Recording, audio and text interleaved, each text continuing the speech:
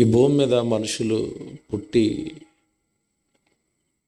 చావు పేరుతో ఈ లోకాన్ని విడిచి వెళ్ళిపోతున్నారు.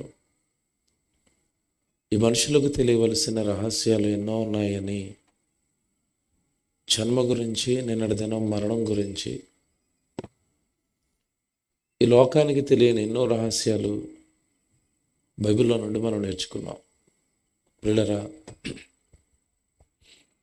ఒక మాట మాత్రం నేను చెప్తాను. మరణం గురించి ఆలోచించేవాడు, మరణం తర్వాత సంగతులు తెలుసుకున్నవాడు ఖచ్చితంగా మారుతాడు. మార్పు అనేది ఖచ్చితంగా వస్తుంది. మరణం తర్వాత సంగతులు మనిషికి ఎప్పుడైతే అర్థమవుతాయో, ఎప్పుడైతే వాటిని విశ్వసిస్తాడో, మనిషిలో మార్పు వస్తుంది. పాపం చేయకూడదు, పవిత్రంగా బ్రతకాలి అన్న మారు మనస్సు కలుగుతుంది. కారణం ఏంటంటే, ఇంత బ్రతుకు ఈ భూమి మీద హాయిగా బ్రతికి చచ్చి నరకానికి వెళ్ళిపోతానా? నా చావు తదనంతరం పాతాళం భయంకరమైన అగ్నిగుండం నా కొరకు ఎదురు చూస్తుందా అని మరణపు తర్వాత సంగతులు అర్థమైన వాడిలో మార్పు వస్తుంది. మారుతాడు మనిషి. మీరు చూడండి, ఎంత కఠినాత్ముడైనా, ఎంత క్రూరుడైనా, ఎంత దుర్మార్గుడైనా ఇక కొద్ది రోజుల్లో చచ్చిపోతాడు అని వాడికి తెలిసినప్పుడు అండి, వాళ్ళలో క్రూరత్వం ఉండదు, వాళ్ళలో ముందున్న పొగరు ఉండదు. నేను చచ్చిపోతానా, నా జీవితం అంతమైపోతుందా, ఇంతకాలం అనవసరంగా అందరినీ బాధ పెట్టాను అని మరణదినం సమీపించినప్పుడు ప్రతి వ్యక్తిలోనూ మార్పు వస్తుంది. ప్రియులారా, చచ్చిపోతున్నాను అని తెలిసింది గనక మారుతున్నాడు. ఈ లోకంలో ఉండను గనుక అని మారాడు. కానీ నిజమైన మార్పు, పుట్టించిన దేవుడు నన్ను బ్రతకమన్నట్టుగా నేను బ్రతకలేదు. అలా బ్రతకకపోతే చచ్చిన తర్వాత పాతాళానికి వెళ్ళిపోతాను, నిత్యాగ్ని దండంలో పడిపోతాను అని రాత్రి మీరు విన్న మాటలు ఎవరు విన్నా వాని మనస్సులో మార్పు వస్తుంది, మారుతాడు. Very good.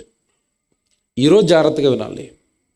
మరణ సంగతులు మార్పును తెస్తే మారిన నువ్వు నిత్యజీవం వెళ్ళాలి అంటే ఎలా బ్రతకాలి? ఇది ఈరోజు విషయం. మళ్ళీ చెప్తాను, జాగ్రత్తగా వినండి.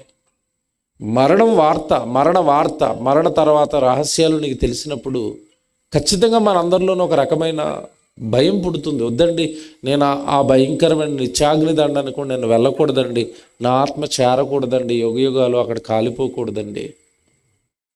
మరి అక్కడి నుంచి తప్పించుకొని నువ్వు పరలోకానికి వెళ్ళాలి అంటే దేవుడు ఒక మాట రాశాడు. ముందుగా బైబిల్లో మాట చూద్దాం.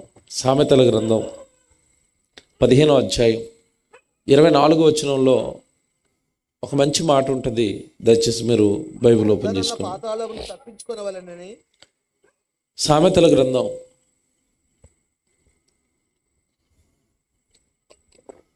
15వ అధ్యాయం 24వ వచనం.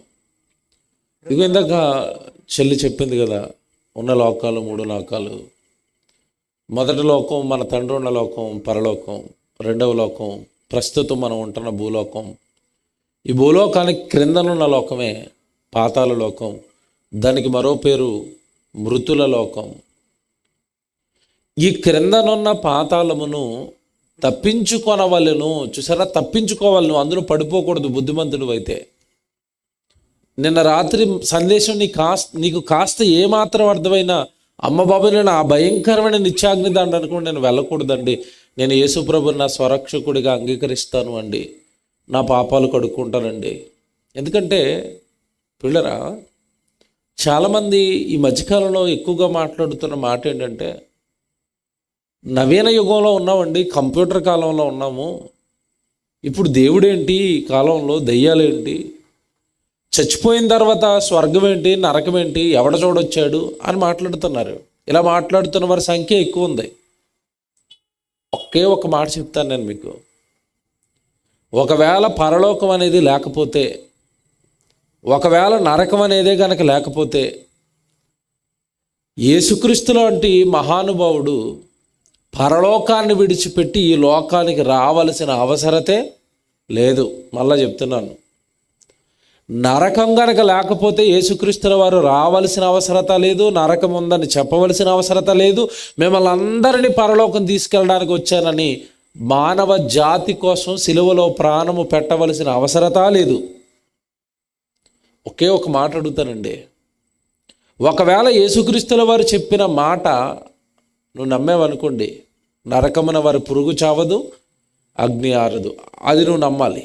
అలాగే మనమంతా కూడా పరలోకంలో మన కన్న తండ్రి పిల్లలు, మనమంతా పరలోకం వెళ్ళిపోవాలి, నేను మిమ్మల్ని పరలోకం తీసుకెళ్ళడానికి వచ్చాను అని ఆయన చెప్పిన మాటలు కనుక నువ్వు విశ్వసిస్తే, ఒక మాట అడుగుతాను, జాగ్రత్తగా వెళ్ళి నమ్మావు, నమ్మి బ్రతికాం, దేవుడు బ్రతకమన్నట్టుగా లేఖనానుసారంగా బ్రతికాం, చచ్చిపోయాం. చచ్చిపోయిన తర్వాత పరలోకం కనబడుతుంది ఒకవేళ నువ్వు నీతిగా బ్రతికితే. అదే భూమి మీద ఉండగా నువ్వు బ్రతకలేదు, నేను నమ్మనండి, ఇది కంప్యూటర్ కాలం అండి, పరలోకం ఏంటండి, నరకం ఏంటండి, పాతాళం ఏంటండి, కాలిపోవటం ఏంటండి, అగ్గేటండి, ఎవడు చూసి వచ్చాడండి, ఆ యేసుప్రభు మాట నేను నమ్మను అని నువ్వు నమ్మలేదు అనుకో, నేను మాట అడుగుతాను, నువ్వు నమ్మకుండా చచ్చిపోయావు, చచ్చిపోయిన తర్వాత కళ్ళ ముందు కనబడింది, అప్పుడు తిరిగి వచ్చే అవకాశం ఉంటుందా? అప్పుడు తప్పించుకునే అవకాశం ఉంటుందా? మీరు బాగా తెలివిగా ఆలోచించండి నేను చెప్పేది. ఆయన యేసుక్రీస్తుల వారికి అబద్ధం ఆడవలసిన అవసరత లేదు, నిన్ను భయపెట్టవలసిన అవసరత లేదు. నిన్ను భయపెట్టి నువ్వు చక్కగా బ్రతకపోతే నరకంలో పడిపోతావని నిన్నేదో భయపెట్టవలసిన అవసరత యేసుప్రభుకు లేదు.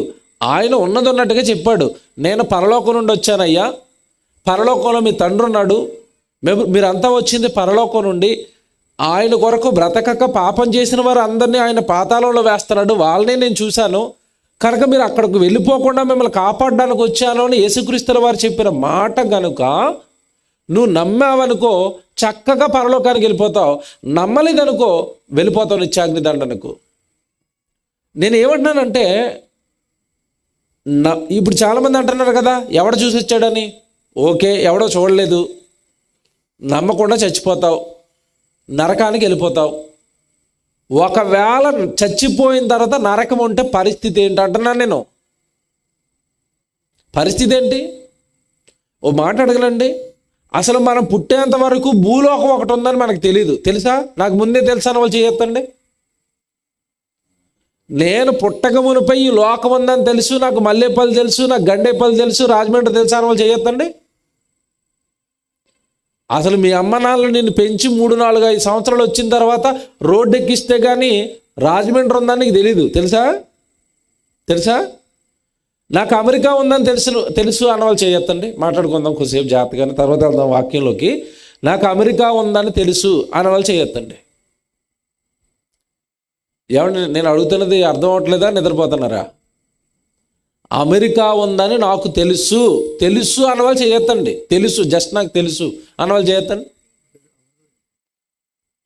మీరు ఎత్తడానికి భయపడుతున్నా, మీ మనసులో ఉన్నది ఏంటంటే నాకేది తెలియదండి, బాగా చెప్తారంటారు మీరు.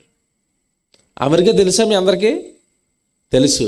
నేను అడిగే ప్రశ్న ఏంటంటే, అమెరికా ఉందని మీకు ఎలా తెలిసింది? నేను వెళ్ళొచ్చి చూశానన్న వాళ్ళు చేయొద్దండి. ఇప్పుడు నేను అమెరికా వెళ్ళొచ్చి చూశానంటే అందుకే నమ్ముతున్నాను అన్నవాళ్ళు చేయొత్తాలా? ఎవరు లేడు ఇక్కడ అమెరికా వెళ్ళొచ్చిన నాకు తెలిసి. వెళ్ళొస్తే మీరు మల్లెపల్లి ఎందుకు సెట్ అవుతారు? ఆల్రెడీ రాజమండ్రి మెయిన్ సిటీలో ఉంటుంది మీ ఇల్లు. అమెరికా ఉందని మీరు వెళ్ళొచ్చి చూసి నమ్మట్లేదు, ఎవడో చెప్తే నమ్మారు, లేదా ఇంటర్నెట్లో కొట్టుకుంటే చూసి లైవ్లో చూసారా? మీరు వెళ్ళొచ్చి నమ్ముతున్నారా? కాదు, పుస్తకాల్లో ఎవరో చెప్పారు, ఎవరో అమెరికా వెళ్ళొచ్చారంటే ఎవరో మాట నమ్ముతున్నారు. ఎవడి అమెరికా ఉందంటే ఎవరి మాట నమ్మారు? మీరు పుట్టక మునుపు రాజమండ్రి ఉందని ఎవరో, నువ్వు రాజమండ్రి వెళ్ళక మునుపు రాజమండ్రి ఉందంటే ఎవరో చెప్తే నమ్మేవు, చూడకుండానే నమ్మేవు. ఇవన్నీ చూడకుండా ఇవన్నీ నమ్మిన నువ్వు, నిన్ను కాపాడడానికి వచ్చిన యేసుప్రభు అబద్ధం చెప్తాడా నీతో? నరకం ఉందని, పరలోకం ఉందని? మరి ఆయన మాట ఎందుకు నమ్మటం లేదు? ఏమంటే నిజంగా చెప్తున్నానండి నేను. కొన్నిసార్లు అండి ప్రసంగం చెప్తున్నప్పుడు మధ్యలో ఆవేశంతో వచ్చేస్తాయి మాటలు, ఒక్కో కోపోద్రేకంతో వస్తాయి. ఎందుకు అలాంటి మాటలు వస్తాయంటే, నా ఇన్నర్ ఫీలింగ్ చెప్తున్నాను, ఎందుకు అలా వస్తాయంటే, మీకు ఎన్ని మాటలు చెప్పినా నమ్మట్లేదేంటి మీరు?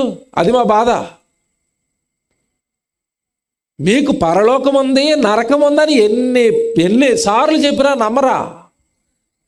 అదేంటండి మేమెందుకు నమ్మట్లేదండి అని అనుకుంటారా? నేను మాట్లాడినా, ఒకవేళ కనుక మీరు నమ్మితే మల్లేపల్లిలో సంవత్సరానికి ఒకసారి కాదు 3-4 సార్లు మీటింగులు జరుగుతాయి.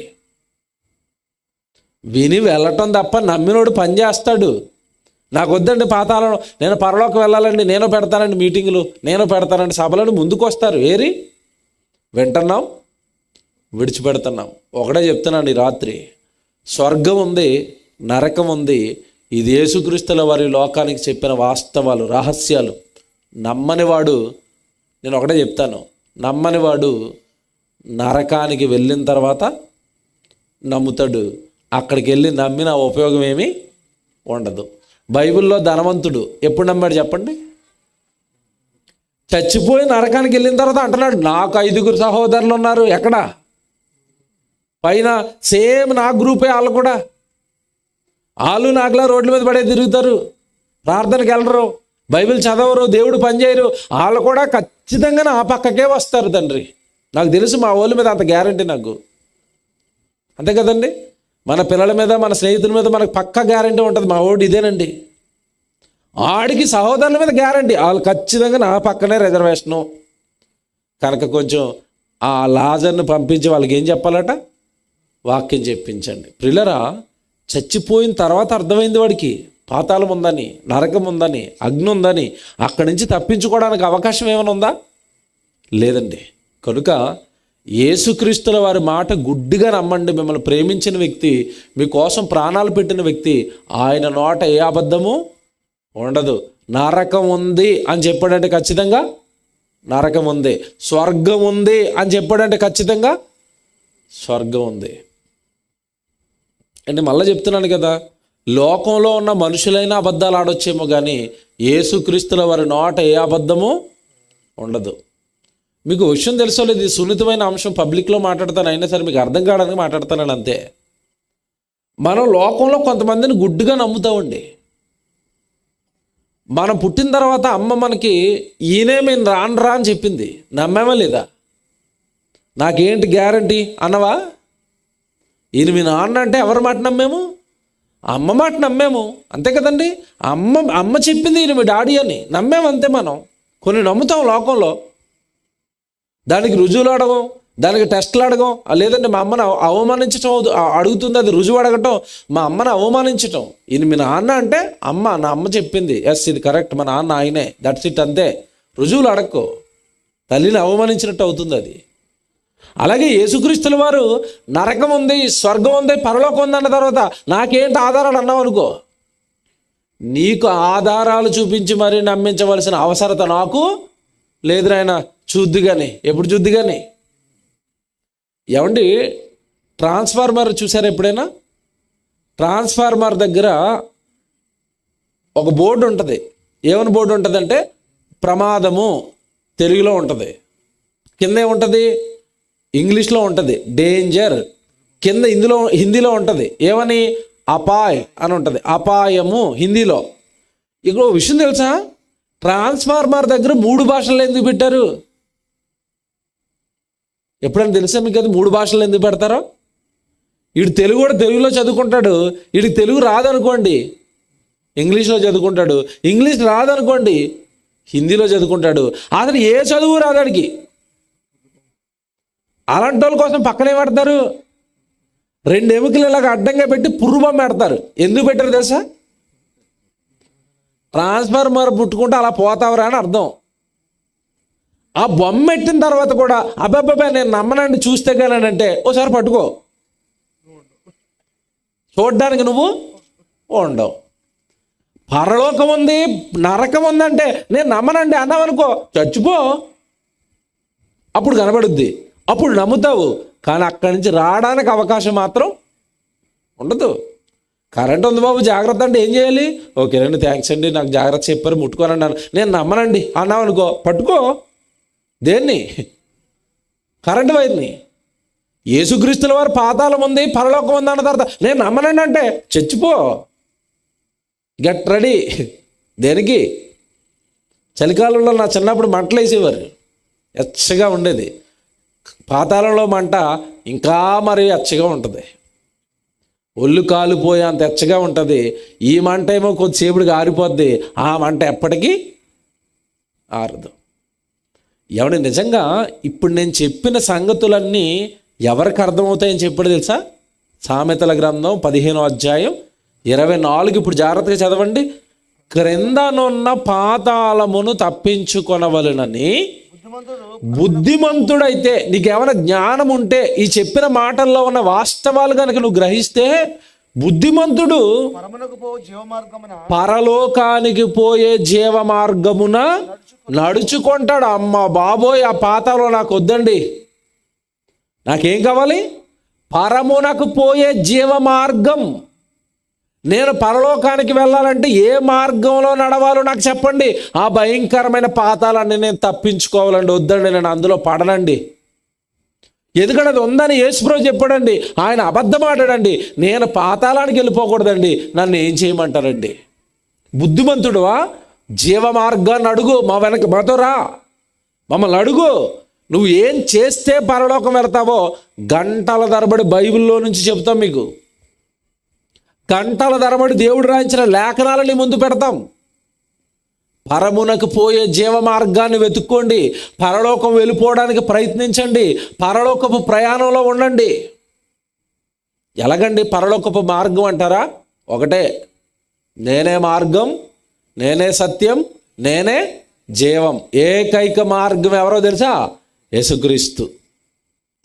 ఆయనే మార్గం పరలోకానికి వెళ్ళడానికి. నేనే మార్గం అన్నాడా? నేను కూడా ఒక రోడ్డు వేసాను, నేను కూడా ఒక మార్గం అన్నాడా? ఏమండి, నేను చాలాసార్లు చెప్తాను, ఈ పదం స్ట్రెస్ చేయడం నాకు చాలా ఇష్టం. బైబిల్లో భూమిని నేనే చేశాను అంటాడు. అంతే, నేను కూడా చేశాను భూమిని, అలా మొక్క నాతో పాటు ఇంకో పార్ట్నర్ ఉన్నాడు అనలేదు దేవుడు. నేనే చేశాను భూమిని, నేనే చేశాను మనుషుల్ని, నేనే ఇస్తాను జీవాన్ని. యేసుక్రీస్తు నేనే అన్నాడు. అంతే, ఆయన తప్ప మరొక మార్గం లేదు. నేనే మార్గం అంటే ఎప్పుడైనా ఆలోచించారా? నిత్య జీవానికి నేనే మార్గం అన్నాడు. నేనే మార్గం అంటే, నేనే మార్గం అంటే అర్థం ఏంటి తెలుసా? నేను ఎలా బ్రతికానో నన్ను చూడండి. నేను ఎలా బ్రతికానో భూమి మీద నన్ను చూడండి. నేను ఎలా చనిపోయానో చూడండి. ఎలా తిరిగి లేచానో చూడండి. ఎలా పరలోకానికి వెళ్ళిపోయానో చూడండి. నేను జీవించినట్టుగా మీరు జీవించండి. అప్పుడు నేను వేసిన మార్గంలో మీరు కూడా ఎక్కడికి వస్తారు? పరలోకానికి వస్తారు. అది నేనే మార్గం అంటే. నేను భూమి మీద మీకులాగే మానవ అవతారం ఎత్తాను, మానవ దేహాన్ని ఎత్తాను. భూమి మీద పాపాలు చేయలేదు. నేను భూమి మీద ఇల్లులు కావాలి, పొలాలు కావాలి, ఆస్తులు కావాలి అని ఎవరిని మోసం చేయలేదు, ఎవరిని నాశనం చేయలేదు. ఈ లోకంలో ఉన్న దేన్ని నేను ఆశించలేదు. నన్ను పుట్టించిన నా తండ్రి ఇష్టం, చిత్తం భూమి మీద నెరవేరాలి అని నాకు ఇవ్వబడిన 33.5 సంవత్సరాల ఆయుష్కాలం కూడా నా కన్నతండ్రి కొరకు బ్రతికాను నేను. ఆయన బైబిల్లో నా గురించి రాయబడిన ప్రవచనాలు ఏవైతే ఉన్నాయో, లేఖనాలు, అవన్నీ నెరవేర్చాను. నా తండ్రిని సంతోషపెట్టాను, నా తండ్రిని ఆనందపెట్టాను. అందుకు నా తండ్రి నన్ను ఎక్కడ తీసుకున్నాడు? పరలోకానికి తీసుకున్నాడు. యేసుప్రభు గురించి తండ్రి మాట్లాడిన మాట ఒకటి ఉంటుంది బైబిల్లో, ఈయనే నా ప్రియకుమారుడు, ఈయన యందు నేను ఆనందించుచున్నాను. యేసుక్రీస్తుల వారు నందు తండ్రి ఆనందించాడు. ఈరోజు మన యందు తండ్రి ఆనందపడుతున్నాడా, బాధపడుతున్నాడా? మీరు చెప్పండి. మన మాటలు, మన జీవితాలు, మన బ్రతుకులు, ఏనాడు మన బ్రతుకుల్లో ఆయన సంతోషపెట్టే కార్యాలు ఉండవు, ఆయన ఆనందపెట్టే కార్యాలు ఉండవు. ఎప్పుడు నా పని, నా జీవితం, నా కుటుంబం, నా సంపాదన, నా ఇల్లు, నా వాళ్ళు. దేవుడి గురించి నశించిపోతున్న ఈ సమాజం పట్ల నీ బాధ్యత ఏంటి? దేవుని సంతోషపెట్టే కార్యక్రమాలు ఏవి? నేనే మార్గం అంటే నా గురించి నేను బ్రతకలేదు, నా ఆయుష్కాలం అంతా నా తండ్రి గురించి బ్రతికాను. మీరు అలా బ్రతకండి. అప్పుడు మీరు కూడా ఎక్కడికి వెళ్తారు? జీవానికి వెళతారు. సామెతల గ్రంథంలో మీరు చదువుకున్న 2వ మాట అదే. బుద్ధిమంతుడైతే ఆ పాతాళాన్ని తప్పించుకుని పరమునకు పోయే మార్గాన్ని నడుచుకుంటాడు. నడువు, పరలోకానికి పోయే మార్గంలో నడువు. ఇంతకాలం నీ కుటుంబం కోసం నడిచావు, నీ కోసం నడిచావు, లోకంలో పాపాలు చేయడానికి నడిచావు, ఎవడు లోకంలో భయంకరమైన వ్యసనాల కోసం నడిచావు. చాలు, పాతాళం ఉందో చచ్చిపోతే పట్టేస్తుంది అది, నిన్ను విడిచిపెట్టదు. నీ ఆత్మను యుగ యుగాలు కాల్చేస్తుంది అది. చాలు నీ జీవితానికి. ప్రభు కోసం నడవడం ప్రారంభించు. ప్రభు సంఘానికి వాక్యం దగ్గరికి వెళ్ళడానికి నడువు. దైవ కార్యక్రమాలకు నడువు. దేవుడి మార్గంలో నడవటం ప్రారంభించి ఈ రోజు నుంచి అయినా. పిల్లరా, బుద్ధిమంతులైతే ఈ లోకం మీద ఆశ పెట్టుకోరు. బుద్ధిమంతులైతే పాతాలను తప్పించుకుంటారు. బుద్ధిమంతులైతే పరలోకానికి వెళ్ళిపోయే మార్గాన్ని వెతుక్కుంటారు. అలా వెతుక్కున్న వారిలో పౌలు గారు ఉన్నారు. ఆయన ఒక మాట మాట్లాడతాడు, ఎంత ఆనందాన్ని ఇస్తుందో ఆ మాట మీరు తీయండి. నాకైతే ఒకటి అర్థమైపోయింది, పరలోకంలో దేవుడు ఉన్నాడని అర్థమైపోయింది, భూమి కింద పాతాళం ఉందని అర్థమైపోయింది, ఆ పాతాళంలో భయంకరమైన నిత్యాగ్ని దండన వేదన గుండం అగ్నిగుండం అని అర్థమైపోయింది. ఇప్పుడు నేను ఒక డిసైడ్ అయిపోయాను అంటున్నాడు పౌలు గారు. పిలిపిలికి రాసిన పత్రిక 3వ అధ్యాయం 10వ వచనం చదవండి బైబిల్లో. పౌలు గారు ఏమంటున్నారో చూడండి. ఈయన బుద్ధిమంతుడు, జ్ఞాని. ఈ జ్ఞాని నోట ఏం మాటలు వస్తున్నాయో మీరు చూడండి. ఏ విధము చేతనైనను, ఆ మాట చూడండి ఏమనుందో. ఏటట? ఏ విధము చేతనైనను మృతులలో నుండి నాకు పునరుత్థానం కావాలి. తర్వాత కింద చాలా ఉంది, తర్వాత చదువుకుందాం. ఈ మాట దగ్గర ఆగండి, మాట ఆలోచించండి. పౌలు గారు ఏమంటున్నారు ఇప్పుడు? ఏ విధము చేతనైనను మృతులలో నుండి నాకు పునరుత్థానం కలగాలి. చచ్చిపోయిన వారిలో నుండి నేను బ్రతికి పాతాళానికి వెళ్లకుండా పరలోకానికి వెళ్ళిపోవాలి.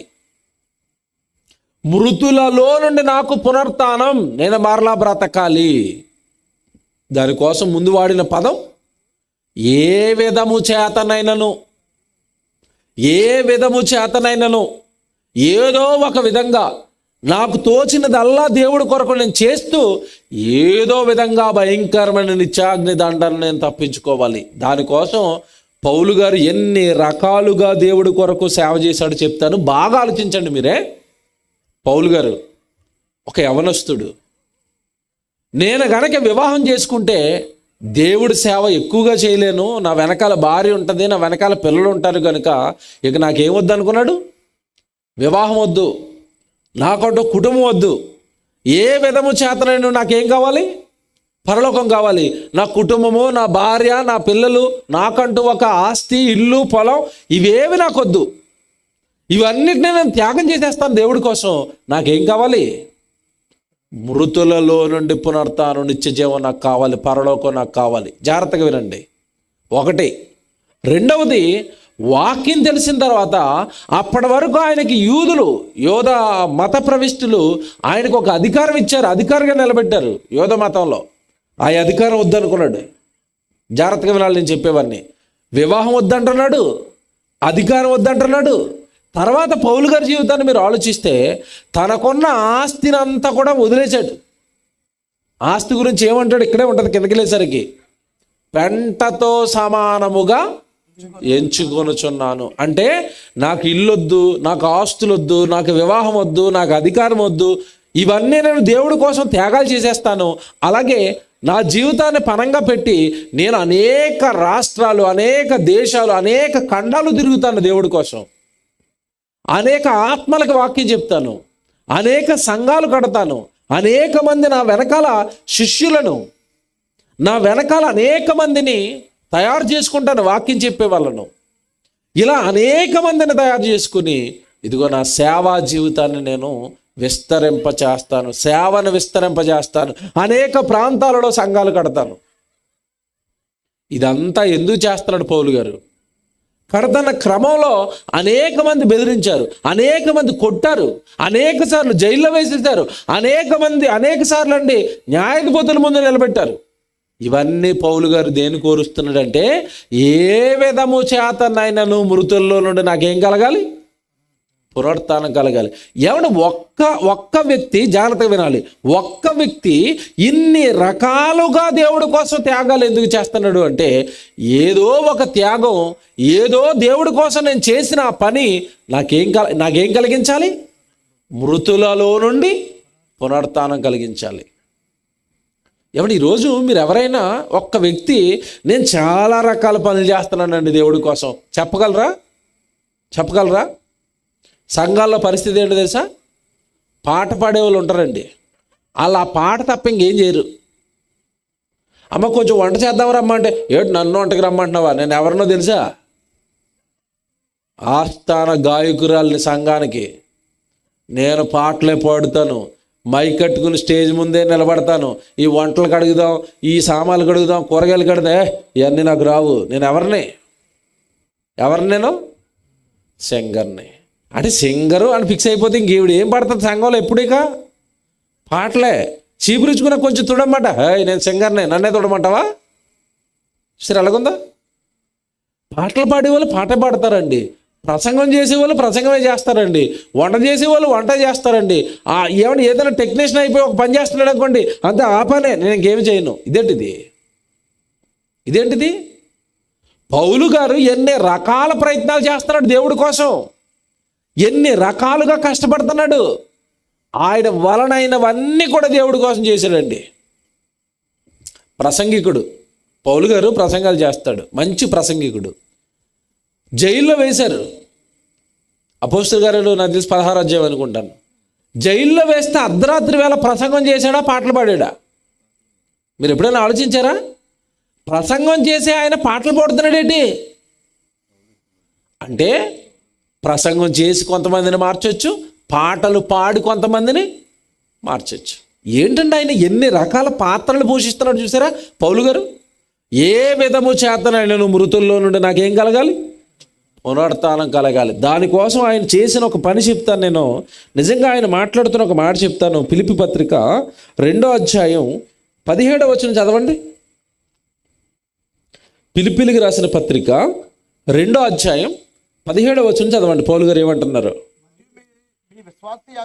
మరియు మీ విశ్వాస యాగములోను దాని సంబంధమైన సేవలోను, సేవ జాగ్రత్తగా వినాలి. అది మీ దాని సంబంధమైన సేవలోను నేను ప్రాణార్పణముగా పోయబడినను.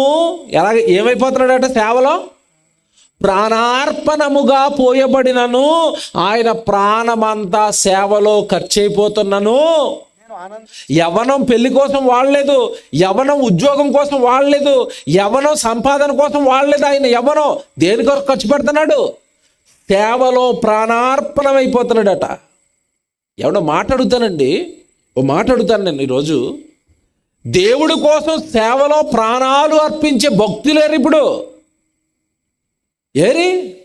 ఆదివారం సరిగా గుడికే రారు. 6 గంటలకి సాబంటే 9 గంటలకు వచ్చేవాళ్ళు ఉంటారు, పనులన్నీ అయిపోతే వచ్చేవాళ్ళు ఉంటారు, ఇంటికి ఎవరైనా చుట్టాలు వస్తే మానేసే వాళ్ళు ఉంటారు. దేవుడు అనేసరికి ఈరోజు చులకన భావం కదండి మనుషులకి. ఆయన కోసం ప్రాణాలు పెడతారా? ఆయన కోసం ప్రాణార్పణం అయిపోతారా? పౌలు గారు అంటున్నారు, దేవుని సేవలో నా ప్రాణము అర్పణగా ప్రాణార్పణముగా పోయబడుచున్నాను. ఇప్పుడు ఏమంటాడు తెలుసా? నేను ఆనందించి మీ అందరితో కూడా సంతోషింతును. ఇక్కడ ఉంది అసలు విషయం. ఇది రాత్రి నేను మీకు అర్థం చేయిస్తాను, బాగా వినాలి. ఇది మరలా అడుగుతాను, ఒక 15 నిమిషాల తర్వాత గుర్తుపెట్టుకోండి. ఇది నా ప్రాణాలు పోతున్నాయి. ఎందుకంటే అనేక సార్లు పౌలు గారిని కొట్టారు, మీకు తెలుసు కదా. ఆ సందర్భాలను ఇప్పుడు చూపిస్తే నాకు టైం అయిపోద్ది. అపోస్తలుల కార్యాలు 14వ అధ్యాయానికి వెళ్ళేసరికి పౌలు గారిని ఒక ఊర్లో శుభ్రంగా కొట్టేసండి. కొన ప్రాణాలతో ఉన్నప్పుడు కుక్కని ఈడ్చుకుని ఎలాగైతే వెళ్ళిపోతారు, చచ్చిపోయిన తర్వాత కుక్కని చూడండి పట్టుకోవడానికి స్మెల్ వస్తుందని దానికి తాడు కట్టేసి లాక్కుని వెళ్ళిపోతారు ఊరవతలకి. అలా పౌలు గారిని సువార్తకి వెళితే ఆ గ్రామంలో కొట్టి ఈడ్చుకుని వెళ్ళిపోయారు కొన ప్రాణాలతో. చచ్చిపోయాడు అనుకుని అవతల పడేశారు. అలాంటి ప్రమాదాలు అనేకం జరిగాయి పౌలు గారికి. అంటే ఆయన ప్రాణం కొన్ని సందర్భాల్లో పోతుందా ఉంటుందా అన్న స్థితికి వెళ్ళిపోయాడు. ప్రాణార్పణకు సైతం సిద్ధపడిపోయాడు ప్రాణాలు ఇవ్వడానికి. ఇక్కడ మాట ప్రయోగిస్తున్నాడు ఆయన. మీరు ఎంతమంది గమనించారో లేదా? అది నేను ప్రాణార్పణముగా పోయబడుచున్నాను, చాలా భయపడిపోతున్నాను అన్నాడా? సంతోషించి ఆనందిస్తున్నాను అంటున్నాడా? ఇది పట్టుకోవాలి మీరు. ఇక్కడుంది అసలు విషయం. ఇది ఓపెన్ అయితే ఈ రాత్రి మీరు కూడా సంతోషిస్తారు, మీరు కూడా ఆనందిస్తారు. ప్రభు సేవలో ప్రభు కొరకు మీకు కష్టాలు వచ్చినప్పుడు మీరు కూడా ఆనందిస్తారు. చెప్తాను సీక్రెట్ ఈరోజు, జాగ్రత్తగా వినండి. ఇది ఒక రహస్యం. ప్రాణాలు పోతున్నవాడు ఎవడైనా ఆనందంగా ఉంటాడా, బాధగా ఉంటాడా? మీరు చెప్పండి. క్యాజువల్గా మాట్లాడుకుందాం. లోకంలో జరిగేవి. ప్రాణాలు పోతున్నాయి, కష్టాలు వస్తున్నాయి, శ్రమలు వస్తున్నాయి, దెబ్బలు కొడుతున్నారు, అనేక సార్లు హాస్పిటల్ పాలైపోతున్నాడు. నేను చాలా హ్యాపీగా ఉన్నానండి దెబ్బలతో, ఈ ప్రాణాపాయ స్థితితో అంటాడు ఎవడైనా? కష్టంగా ఉందంటాడా? కష్టంగా ఉంది అంటాడు. పౌలు గారు ఎందుకు నా ప్రాణం పోతున్నా సరే నాకు సంతోషంగా ఉంది అంటున్నాడు ఏంటి? ఏముంది ఇక్కడ అసలు సంగతి? ప్రాణాలు పోతున్నా నాకు సంతోషమే, ఆనందమే అంటున్నాడు.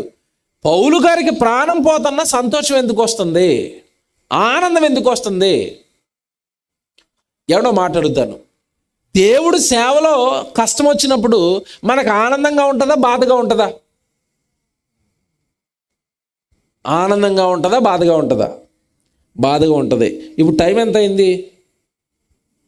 10:40 అండి, 10:44. మీరు నాకు తెలిసి 2 గంటల నుంచి కూర్చున్నారు ఇక్కడ. ఆనందంగా ఉందా, కాస్త బాధగా ఉందా? నిజం మాట్లాడుకుందాం. దేవుడి సన్నిధిలో ఉన్నారే, అబద్ధం ఆడారనుకోండి రేపటి నుంచి మాటలు రావు మీకు. నిజం మాట్లాడుకుందాం. ఆనందంగా ఉందా, బాధగా ఉందా? నేను చెప్పనా, మీరు చెప్పపోయినా? మేం పైకి చెప్పలేం కానండి. పైన మంచు, కింద లోపల ఆకలి, ఇంటి దగ్గర ప్రాబ్లమ్స్, రేపు తెల్లారు డ్యూటీకి వెళ్ళాలి, మీకు ఏం చెప్పాలండి అన్నట్టుగా ఉంటారు కొంతమంది. అంటే ఇప్పుడు దేవుడి సన్నిధిలో కూర్చునేసరికి కాస్త మన బాడీ మనకి ఎలాగుంది? బాధగా ఉంది. ఇంకో మాట అడగనా, మాకు బాధగా లేదండి అన్నారనుకోండి, నేను ఇలాగ 1 గంటలు ఆగాను అనుకోండి, అప్పుడు వస్తుందా రాదా? వస్తుంది. నన్ను అనకపోయినా మనసులో తిట్టుకుని నాకు చెప్పకుండా వెళ్ళిపోతారట. ఎందుకు వచ్చిన సభలు రా బాబు, వీళ్ళు చంపేస్తున్నారు మంచులో కూర్చోబెట్టి, మా గొంతులు పోతే, మాకు జలుబట్టేస్తే, మా ముక్కులోంచి చీముడు వచ్చేస్తే ఎవడు సమాధానం చెప్తాడు? ఎటునండి మరి దేవుడి దగ్గరికి వచ్చేసరికి ఇవన్నీ కాలిక్యులేషన్స్. నేను మాట్లాడగలండి, కాస్త మనకి సభలో ఇబ్బంది జరిగినా, కాస్త టైం ఎక్కువైపోయినా, దేవుడి దగ్గరికి కాస్త దూరంగా సభలకు వెళ్ళాలన్నా మనకి ఏదో కష్టంగా ఉంటుంది, బాధగా ఉంటుంది. కానీ పౌలు గారికట ప్రాణాలు పోతున్నా సరే ఎలాగుందట? ఏంటండి ఆ కిక్ ఎక్కడ దొరికింది ఆయనకి? మతిపోయిద్ది. ఈరోజు మీకు జాగ్రత్తగా వినాలి, సూపర్ ప్రసంగం ఇది, చివరి రోజు. అసలు ఆయనకి సంతోషపడడానికి అది ఏం పట్టుకున్నాడు ఆయన? ఒకడు మీద పడిపోయి కొట్టేస్తున్నా, రక్కేస్తున్నా, రక్తాలు కారిపోతున్నా, రక్తం కారిపోతుంటే బాధతో నాకు చాలా హ్యాపీగా ఉంది, దేవుడి కోసం దెబ్బలు తింటాం అంటున్నాడు. ఏంటి అసలు ఆయనకి అది ఎలాగొచ్చింది పౌలు గారిలోకి? మనకి చిన్న కష్టం వస్తే అల్లాడిపోతామే, మనకి చిన్న కష్టం వస్తే దేవుడిని చాలాసార్లు నిందించేస్తామే. పాస్టర్ గారు ప్రార్థన చేయండి, దేవుడు ఎందుకు ఈ మధ్యకాలం మమ్మల్ని పట్టించుకోవట్లేదండి, మీరు మా పక్షాన్ని రికమెండేషన్ చేయండి. మనం తట్టుకోలేము చిన్న చిన్న వాటికి. ఆయన ప్రాణం పోతున్నా ఏటో నాకు చాలా సంతోషంగా ఉంది, ఆనందంగా ఉంది అంటున్నాడు. ఏంటిది? ఇది మనసులో పెట్టుకొని మళ్ళీ పౌలు గారి దగ్గరికి వస్తాను. ఈయన హెబ్రీ సంఘం గురించి ఒక సాక్ష్యం ఇచ్చాడు. వాళ్ళు ఎలాంటి వాళ్ళు అంటే, ఈయన ఎలాగ ఉన్నాడు, వాళ్ళు అలాగే ఉన్నారు. ఈయనేమో ప్రాణం పోతున్నా నాకు సంతోషంగా ఉంది, ఆనందంగా ఉంది అంటున్నాడు. హెబ్రీ సంఘం ఏం చేసిందో తెలుసా? ఒకసారి హెబ్రీలకు రాసిన పత్రిక ఒకసారి తీసుకోండి.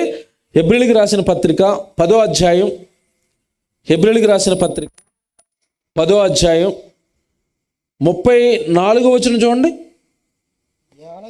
హెబ్రీలకు రాసిన పత్రిక 10వ అధ్యాయం 34వ వచనం. ఎలయనగా మీరు ఖైదులో ఉన్న వారిని కరుణించి, సంగమా ఖైదులో ఉండిపోయారు, పాపపు బానిసత్వంలో ఉండిపోయారు, పాపపు సంఖ్యలలో ఉండిపోయారు. జైపాల్ గారు 1000 రూపాయలు ఖర్చు పెట్టేది ఈ కార్యక్రమం మీకు అర్థమవుతుందో లేదో. ఖైదులో ఉన్న వారిని కరుణించాలి, పాపపు సంఖ్యలలో చిక్కుపోయిన వాళ్ళని దేవుడి గురించి ఆలోచన చేయించాలి, పాపాన్ని విడిపించాలి, ప్రభువులోనికి నడిపించాలి, వాడికి స్వాతంత్ర్యం ఇవ్వాలి. తెలుసా మీకు, పాపం అనేది పెద్ద బానిసత్వం అండి. అది వేరే సబ్జెక్ట్, మళ్ళీ అందులోకి వెళ్ళిపోతాను నేను. ఈరోజు మనిషికండి ఫ్రీడమ్ ఫైటర్స్, స్వాతంత్ర్యం కావాలి. ఒకప్పుడు మనల్ని బ్రిటిష్ వాళ్ళు సుమారుగా 200 సంవత్సరాలు బానిసలుగా చేసుకున్నారు. మన దేశంలో ఉన్న వాళ్ళు చాలామంది అండి వాళ్ళ మీద పోరాడారు. మా దేశం, మాకు స్వాతంత్ర్యం కావాలి అని. నిజమే, భారతదేశానికి నిజమైన స్వాతంత్ర్యం తెచ్చారు. కానీ దేశానికి వచ్చింది స్వాతంత్ర్యం, కానీ మనిషి మాత్రం బానిసత్వంలోనే ఉన్నాడు. ఏ బానిసత్వంలో? పాపం అనే బానిసత్వంలో. దానికి బానిస అయ్యాడు, అది వీడిని ఏలుతుంది. ఒకడు మద్యానికి బానిస, అది లేకపోతే ఉండలేడు. ఒకడు స్త్రీకి బానిస, వ్యభిచారానికి, ఆ స్త్రీ లేకపోతే ఉండలేడు. ఒకడు డబ్బుకు బానిస, అది లేకపోతే బ్రతకలేడు. ఒకడు అధికారానికి బానిస, అది లేకపోతే ఉండలేడు. బానిసలండి వీళ్ళంతా, బానిస. అలాంటి బానిసలను, అలాగ పాపమనే ఖైదులో ఉండిపోయిన వారిని హెబ్రీలో ఉన్న సంఘం ఏం చేస్తుందట? ఎంత బాగా రాస్తున్నాడు చూడండి. 34. ఎలయనగా మీరు ఖైదులో ఉన్న వారిని కరుణించి, మీకు మరి శ్రేష్టమైనది, ఇది అండర్లైన్ చేసుకోండి, ఇప్పుడు అర్థమవుతుంది, తర్వాత అర్థమవుతుంది. మీకు మరి శ్రేష్టమైనదియు స్థిరమైనదియునైనా స్వాస్యము ఉన్నదని ఎరిగి మీ ఆస్తిని కోల్పోవుటకు సంతోషముగా ఒప్పుకొంటిరి. ఉందా బైబిల్లో? వీళ్ళట ఆస్తులు కోల్పోవడానికి సంతోషంగా కోల్పోతున్నారట. మా ఇల్లు రాయించేసుకుంటారా సువార్తకి? రాయించేసుకోండి. ఏమండి సువార్తకి మా పొలం ఇచ్చేయమంటారా? ఇచ్చేస్తామండి. సువార్తకి మా 1,00,000 రూపాయలు ఖర్చు పెట్టేయమంటారా? ఖర్చు పెట్టేస్తామండి. మా కష్టార్జితం 1,000 ఖర్చు పెట్టేస్తామండి, లక్షలు ఖర్చు పెట్టేస్తామండి, మా ఇల్లులు ఇచ్చేస్తామండి, మా భూములు ఇచ్చేస్తామండి, మా పొలాలు ఇచ్చేస్తామండి, అవసరమైతే మా ప్రాణాలు కూడా ఇచ్చేస్తామండి. ఇవన్నీ ఇవ్వడానికి, ఇవన్నీ పోగొట్టుకోవడానికి వాళ్ళు బాధపడుతున్నారా, సంతోషపడుతున్నారా? బాగా వినాలి ప్రసంగం. ఇందాక అక్కడేమో పౌలు గారు నా ప్రాణాలు ఇచ్చేయడానికి నాకు సంతోషంగా ఉందంటున్నాడు. ఇక్కడికి వెళ్ళేసరికి సంఘం, హెబ్రీలో ఉన్న సంఘం అట ఖైదులో ఉన్న వారిని కరుణించడానికి, అంటే సువార్త చెప్పడానికి వాళ్ళు ఆస్తులు కోల్పోయారట. కోల్పోయేటప్పుడు ఎలా కోల్పోయారట? సంతోషంగా. ఇంకా మాట్లాడుతాను. పాస్టర్ గారు సప్పెడతానని ప్రకటన చేశారు, మీరు 1,000 రూపాయలు ఇచ్చారు పట్టుకెళ్ళి. పాస్టర్ గారు, అమ్మ నేను 1,00,000 రూపాయలు సప్పెడుతుంటే నువ్వు 1,000 రూపాయలు ఏటమ్మా, ఓ 10,000 తీసుకురా అన్నాడు. అప్పుడు ఆ డబ్బులు ఇవ్వడానికి నీకు ఎలాగుంటుంది? సంతోషం అండి, నన్ను 10,000 అడిగారు, డాక్రాలో లోన్ తీసైనా సరే తెచ్చేస్తానండి అంటారా? పాస్టర్ గారికి పని లేదు, పాట లేదు, ఏదో ఏడుతున్నాడు కదా అని 1,000 రూపాయలు ఇస్తే అంత అడుగుతున్నాడు. డబ్బులు ఇవ్వడానికి మనకి బాధగా ఉంటుందా, సంతోషంగా ఉంటుందా? మీరు చెప్పాలా? మరి అక్కడ ఏంటండి, వాళ్ళు ఆస్తిని కోల్పోవడం బాధ అంటున్నారా, సంతోషం అంటున్నారా? ఏటా వాళ్ళకి మనకి తేడా? ఏదో దొరికింది వాళ్ళకి, ఏదో అర్థమైంది వాళ్ళకి, ఏదో ఎరిగారు వాళ్ళు. ఏం ఎరిగారో తెలుసా? అదే వచ్చిన మళ్ళీ చదవండి, అదే వచ్చిన మళ్ళీ చదవండి, 34 మళ్ళీ చదవండి. ఎలాగనగా మీరు ఖైదులో ఉన్న వారిని కరుణించి, ఇది అండర్లైన్ చేసుకోండి, ఇప్పుడు అర్థమవుతుంది అన్నాను కదా. మీరు మరి శ్రేష్టమైనదియు స్థిరమైనదియునైనా స్వాస్యం, ఏదో శ్రేష్టమైన ఆస్తి ఉందట, స్థిరమైన ఆస్తి ఉందట, దానికోసం అస్థిరమైన ఈ ధనాన్ని, అస్థిరమైన ఈ ప్రాణాన్ని, అస్థిరమైన ఈ డబ్బుని ఇచ్చేశారట.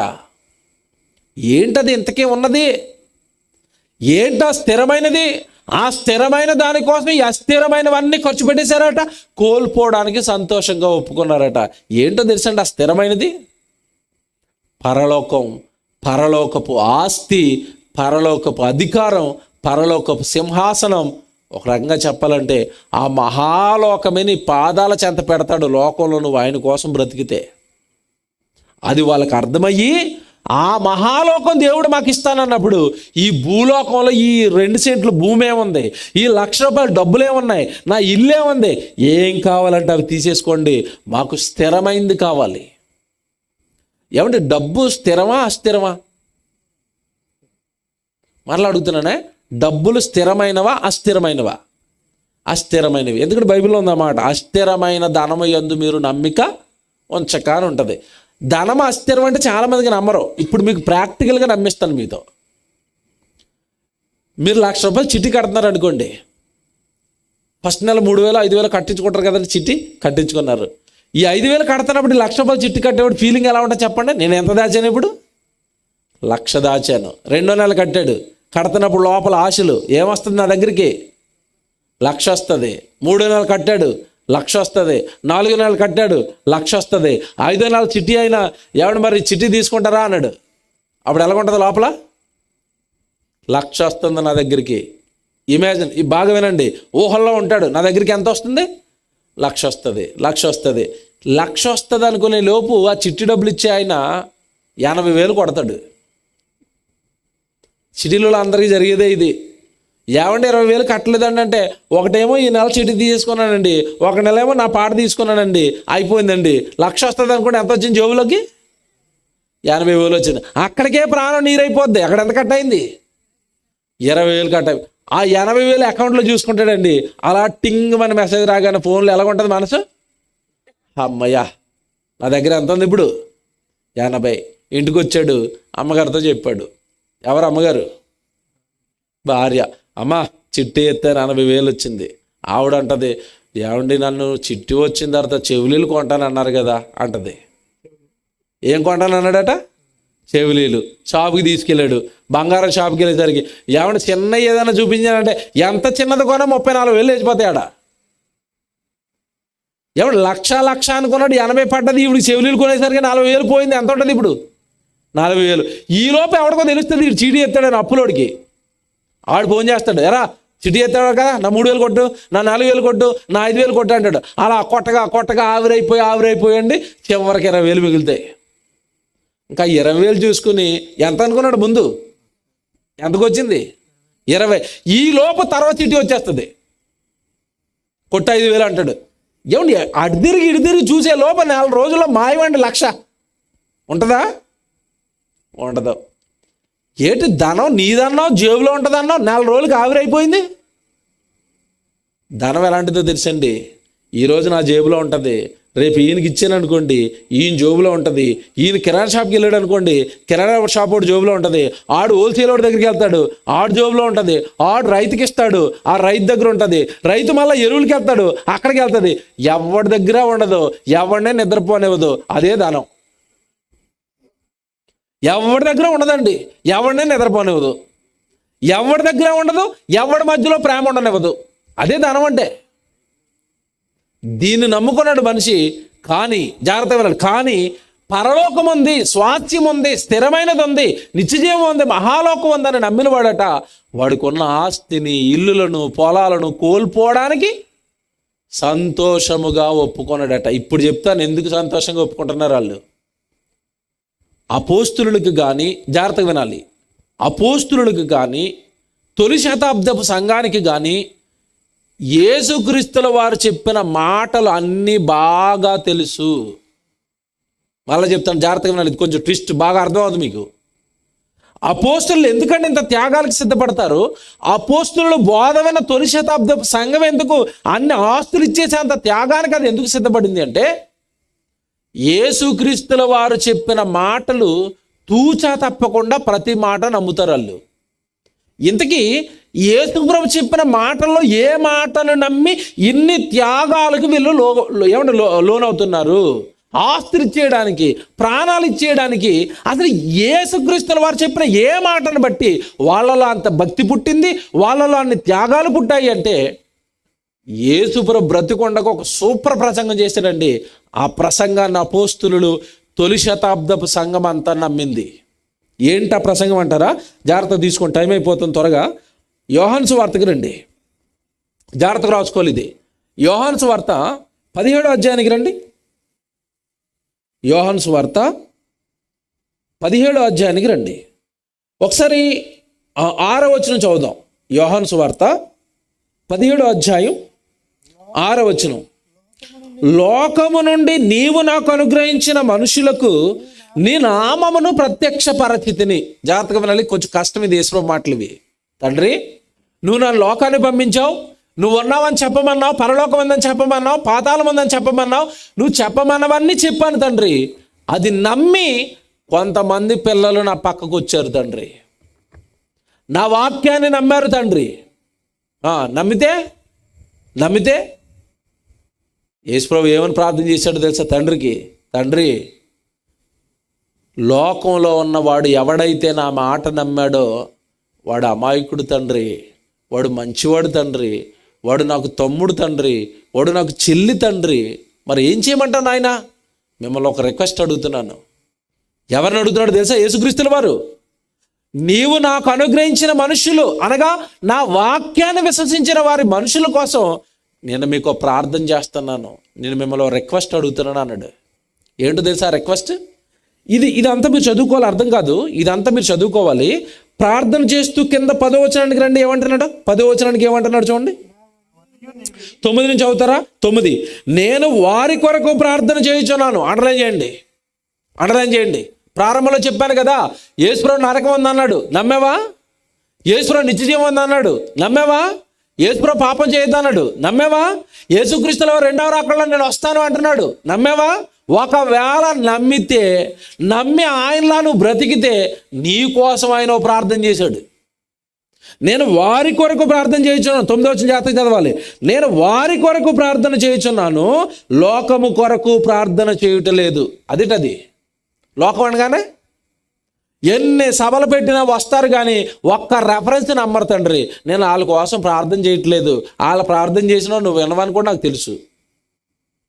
నేను ప్రార్థన చేస్తున్నది ఎవరి కోసం అంటే, నా మాటను నమ్మి లక్షలు ఖర్చు పెట్టేస్తారు ప్రభువా, సువార్తలకని సభలకని ఖర్చు పెట్టేస్తారు ప్రభువా. నా మాటను నమ్మి వాళ్ళ కుటుంబాలను విడిచిపెట్టి, వాళ్ళ పిల్లల్ని విడిచిపెట్టి సువార్త అనుకుంటూ గ్రామాన్ని తిరుగుతారు ప్రభువా. ఆ మాయకులు ప్రభువా, లోకం వద్దనుకున్నారు ప్రభువా, నా మాటను గుడ్డిగా నమ్మేశారు ప్రభువా. ఆ నమ్మిన వాళ్ళ కోసం ఒక రిక్వెస్ట్ అడుగుతున్నాను. నిన్ను బాగా వినాలి, ఇది అదిరిపోద్ది. వాళ్ళ కోసమే ప్రార్థన చేస్తున్నాను. లోకంతో నాకు సంబంధం లేదు తండ్రి. వాడు నమ్మడాడు, పాపం మాండు, పరిశుద్ధంగా బ్రతకడంటే బ్రతకడు, దేవుడు పని చేయాలంటే చేయడు, వాక్యం చదువుకోరంటే చదవడు, ప్రార్థన చేసుకోరంటే చేయడు. వాడు నాకు వద్దు తండ్రి. నన్ను నమ్మిన వాళ్ళ కోసం మాత్రమే ఇంకో రిక్వెస్ట్ అడుగుతున్నాను. ఏంటా ప్రార్థన? జాగ్రత్త చదవాలి. 9వ వచనం. నేను వారి కొరకు ప్రార్థన చేయుచున్నాను, లోకము కొరకు ప్రార్థన చేయటం లేదు. నీవు నాకు అనుగ్రహించి ఉన్న వారిని నీ వారైనందున వారి కొరకు ప్రార్థన చేస్తున్నాను. నువ్వు నాకు ఇచ్చిన వాళ్ళు అందరూ ఇప్పుడు నీ వారు అయిపోయారు కదా, నా ద్వారా వాళ్ళ కోసం నిన్ను ఒకటి అడుగుతున్నాను తండ్రి. ఏం యేసుప్రభు అండి, యేసుప్రభు పిచ్చెక్కిపోతాడు ఈ రాత్రి. మీకు నన్ను నమ్మేశారు తండ్రి వాళ్ళు, వాళ్ళ కోసం ప్రార్థన అడుగుతున్నాను. ఏంటి నాయన ఏం అడుగుతావంటే వెంటనే అంటున్నాడు 10వ వచనంలో, నావన్నీయు నీవి, నీవియు నావి. ఏదో వేస్తున్నాడు తండ్రికి మన కోసం. ఏం చెప్తున్నాడు చెప్పండి? డాడీ, వీళ్ళందరినీ నువ్వు నాకు ఇచ్చేసావు కదా, వీళ్ళందరూ నా కొరకు బ్రతుకుతున్నారు కదా, నావన్నీయు నీవి, నీవన్నీయు అంటే అర్థం ఏంటి? వీళ్ళు ఇప్పుడు నా ద్వారా నీ వాళ్ళు కనుక నువ్వు నాకు ఇచ్చినవి వాళ్ళకు కూడా ఇవ్వాలి. ఏమడుగుతున్నాడు మన కోసం యేసుప్రభు తెలుసా? ఏమడుగుతున్నాడు తెలుసండి? నిజం చెప్తున్నాడండి, ఈ అధ్యాయంలో ఈ వచనాలు అర్థమైన తర్వాత బుర్ర పాడైపోయింది నాకైతే. అసలు యేసుప్రభు తప్ప ఇలాంటోడు మరొకడు ఉంటాడా అనిపించింది.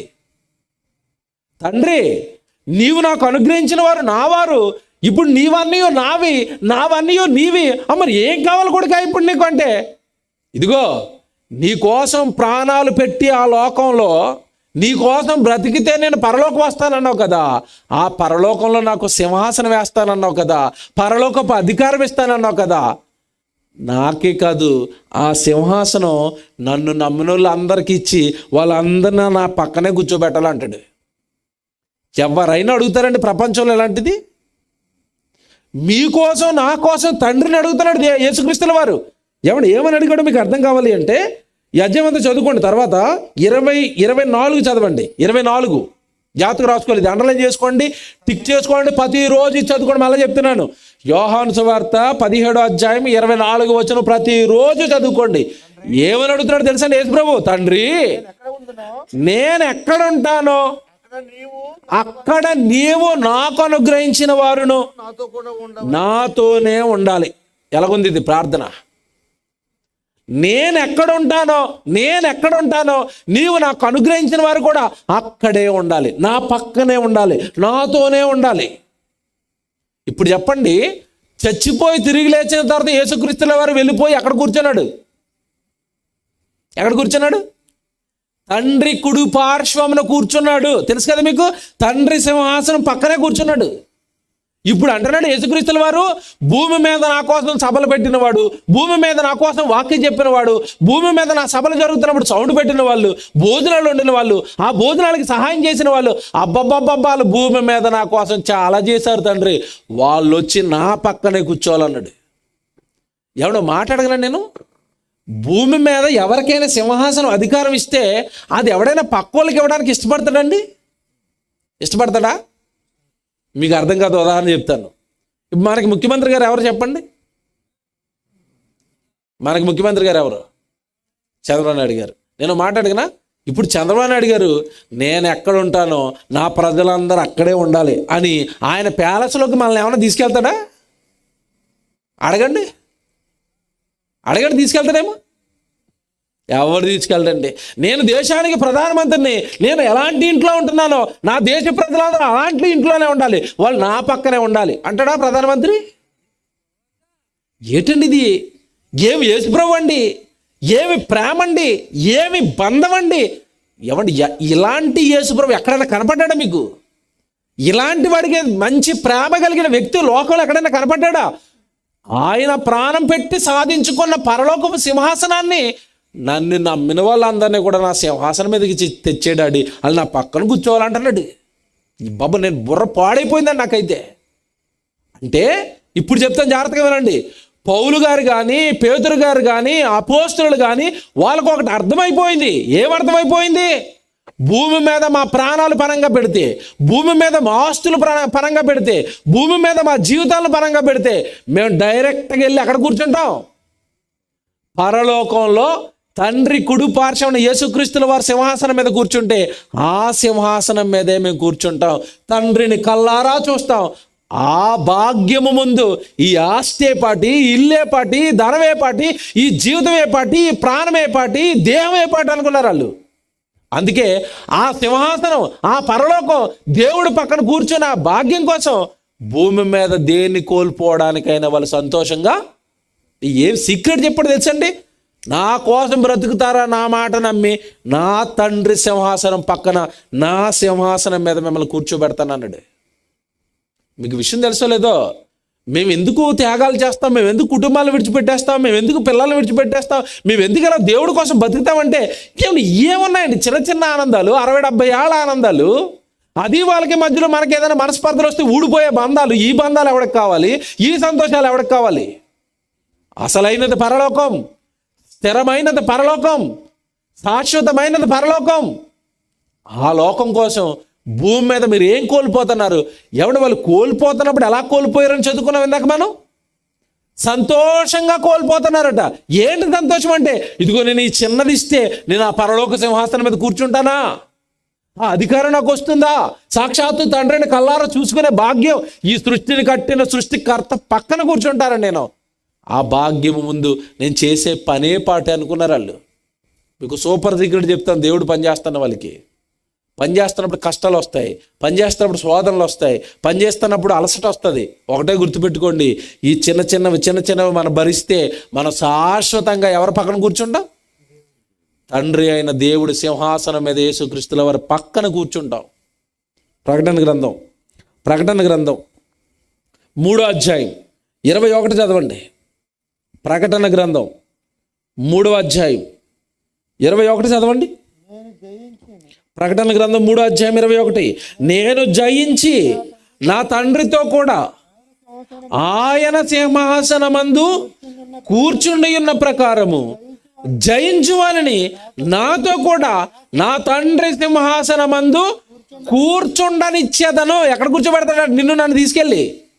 బాబ్బా, పరలోకం, సృష్టిని కలిగించిన సృష్టికర్త సింహాసనం మీద కూర్చోబెడతాడు నిన్ను. రానాయన, నా కోసం బ్రతికావా ఆ భయంకరమైన లోకంలో? నా మాట ఎవడో నమ్మలేదు నాయన, పరలోకం ఉందంటే నువ్వు నమ్మేవా? దేవుడుగా నేను ఉన్నాను అంటే ఎవడో నమ్మలేదు నాయన, నువ్వు నమ్మేవా? ఈ సృష్టిని నేనే చేశానంటే ఎవడో నమ్మలేదు నాయన, నువ్వు నమ్మేవా? పాపం చెయ్యొద్దురా, అది పరిశుద్ధమైన దేహం రా, తల్లి గర్భంలో నేను కట్టాను రా అంటే ఆ మాటను నమ్మి ఆ దేహాన్ని నాకు ఇచ్చావా? ఆ ప్రాణాన్ని నాకు ఇచ్చావా? నీ ఆరోగ్యాన్ని నాకు ఇచ్చావా? నీ యవ్వన బలాన్ని నాకు ఇచ్చావా? బేష్, నీకు ఇస్తాను నాయన నా సింహాసనం, కూర్చో ఈ పరలోకంలో అన్నాడు. ఏం దేవుడండి! ఇవన్నీ చెప్తున్నాను, లోకానికి తెలియని సీక్రెట్స్ ఇవన్నీ, లోకం ఎరగని రహస్యాలన్నీ ఇవన్నీ, లోకం ఎరగని జీవిత రహస్యాలు ఇవన్నీ. ఏముందండి పరలోకం అని అనుకుంటున్నారేమో. పరలోకం అంటే ఏంటో చూపిస్తాను, రాసుకోండి జాగ్రత్తగా, టైం అయిపోయింది. ప్రకటన గ్రంథం 22వ అధ్యాయం 4వ వచనం చదవండి. ప్రకటన గ్రంథం 22వ అధ్యాయం 4వ వచనం చదవండి. ఎవడ పరలోకానికి వెళ్ళిన వారు, ఆయన సింహాసనం మీద కూర్చున్న వాళ్ళు, జాగ్రత్తగా వినాలి. ఆయన దాసులు ఆయనను సేవించుచు ఆయన ముఖదర్శనము చేయుచుందురు, ఆయన నామము వారి నొసలయందుండును, రాత్రిక ఎన్నడును ఉండదు. పరలోకం ఏముండదట? రాత్రి ఉండదు. మనకి రాత్రి ఎందుకో చెప్పండి, బాగా ఆలోచించి. రాత్రి ఎందుకు చెప్పండి? రెస్ట్ తీసుకోవాలా. ఒక రాత్రి గట్టిగా నిద్రపోలేదు అనుకోండి, తెల్లవారు ఎలాగుంటుంది? నీరసం, కళ్ళు తిరగటం, తులిపోవటం. నేను ఈరోజు థైరాయిడ్ హాస్పిటల్కి వెళ్ళాను, హోమియో హాస్పిటల్కి. మొత్తం ఆవిడ మా తాతల కానించి మా ముత్తాతల కానించి అడుగుతూ వచ్చింది. ఇంత పొడుగు రాసింది. ఇంత పొడుగు రాసి చివరికి తేల్చింది ఏంటంటే, మీరు సరిగా నిద్రపోవట్లేదు, అందుకే మీకు థైరాయిడ్ వచ్చింది అన్నది. నమస్కారం. చూసారా? దీనికి ఇక్కడి నుంచి మళ్ళీ రావులపాలెం ప్రయాణం, అక్కడి నుంచి వెనక ప్రయాణం, 2 డబ్బాల టాబ్లెట్లు, డబ్బులు ఖర్చు, మధ్యాహ్నం భోజనం లేదు. ఏంటిది?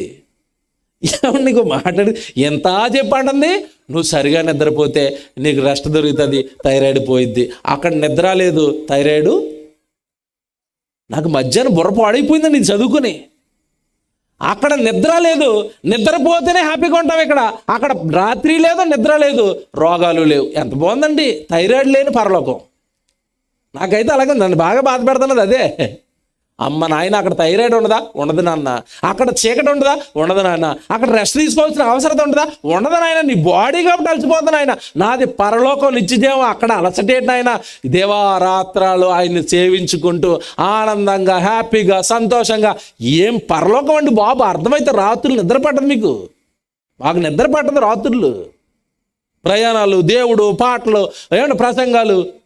మీకు అర్థమైతే నిద్ర పట్టదు, బతికేస్తారు దేవుడి కోసం. ఎంత బాగుంటుందో తెలుసండి. ఇంకా చదువుతారా కిందకి, ఇంకా చదువుతారా? ఆయన సేవించే వారికి అక్కడ ఏముండదట? రాత్రి వరకు ఉండదు. నెక్స్ట్, రాత్రి యొక్క ఎన్నడూను ఉండదు.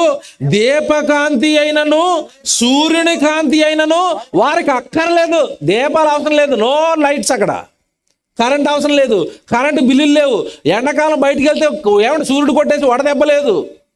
నానా కష్టాలు కదండి ఈ భూమి మీద. అవి ఏమి ఉండవు అక్కడ. చాలా రాసుకొచ్చాను, టైం అయిపోయింది. మీ దురదృష్టం, ఆలస్యం అయిపోయారు మీరు. పరలోకాన్ని ఓపెన్ చేసేవాడిని. అక్కడ ఏమి లేవండి, బాధలు ఏమి లేవండి. అక్కడ కష్టాలు ఏమి లేవండి. ఇంకో మాట అంటారు చూడండి, అక్కడ మీకు దీపాలు అవసరం లేదు, సూర్యుడి కాంతి అవసరం లేదు. ఎందుకు? దేవుడైన ప్రభువే వారి మీద ప్రకాశించును, వారు యుగయుగములు రాజ్యము చేయుదురు. రాజులు మీరు పరిపాలన చేసుకోవడం. అక్కడ ఎవడు రాజుకి ఏం కొద్దు చెప్పండి? చప్పట్లు కొడితే ఎవరు వస్తారు? భటులు. అక్కడ మీరు చప్పట్లు కొట్టారనుకోండి, ఎస్ మై లార్డ్ చెప్పండి, ఎవరు? దేవదూతలు. రాజులండి బాబు, రాజులం అయిపోతాం. అక్కడ సింహాసనం ఎక్కిపోయి, యేసు ప్రభువా ఒకసారి చప్పట్లు కొడతానంటే కొట్టినాయన. ఎవడు కావాలి, ఎవడు పిలుతాడో వస్తాడు. ఎవరు? మిఖాయేలు దేవదూత. చెప్పండి అయ్యగారు, పరలోకానికి వచ్చారు. ఎంత బాగుంటుందండి బాబు. పిచ్చెక్కిపోద్ది పరలోకం, పిచ్చెక్కిపోద్ది పరలోకం. ఇది ఎవడికి తెలియక బతకటం లేదు. అవన్నీ అర్థమైపోయినోడికి ఆస్తి కోల్పోతావు దేవుడి కోసం. అర్జెంటుగా మా ఇల్లు రాజు చేసుకోండి, నాకు అది కావాలి. ఏది? పరలోకం. ఆ భాగ్యం నాకు కావాలి, ఆ సంతోషం నాకు కావాలి, ఆ ఆనందం నాకు కావాలి. నేను ఎప్పుడూ నా తండ్రిని అలా చూస్తూ దేవదూతల సంరక్షణలో, దేవదూతల సేవల్లో తొలతూగుతుంటే, పరలోకంలో సింహాసనం మీద కూర్చొని, రోగాలు లేవు, కష్టాలు లేవు, ఎండ లేదు, బాధ లేదు. అమ్మ బాబు, ఏం పరలోకం అండి, పరలోకం అండి. బతకండి ఆయన కోసం, బతకండి. ప్రాణం ఇచ్చాడు, సృష్టించాడు, జీవితం ఇచ్చాడు. చిన్న చిన్నవి ఏమైనా మీరు ప్రభు కోసం చేస్తే మీకోసం మరలా ఇవ్వడానికి సిద్ధపడుతున్నాడు. ఏంటది? పరలోకం, నిత్యజీవం. బాధలు, కష్టాలు, కన్నీళ్ళు, వేదనలు ఏమీ లేని లోకం కావాలి అంటే భక్తిగా బ్రతకండి, ప్రభు కోసం బ్రతకండి, లోకపు ఆశల నుండి రండి, పాపాలు చేయకండి. దేవుడు నా మహాలోకం కోసం సిద్ధపడండి. ఓకే.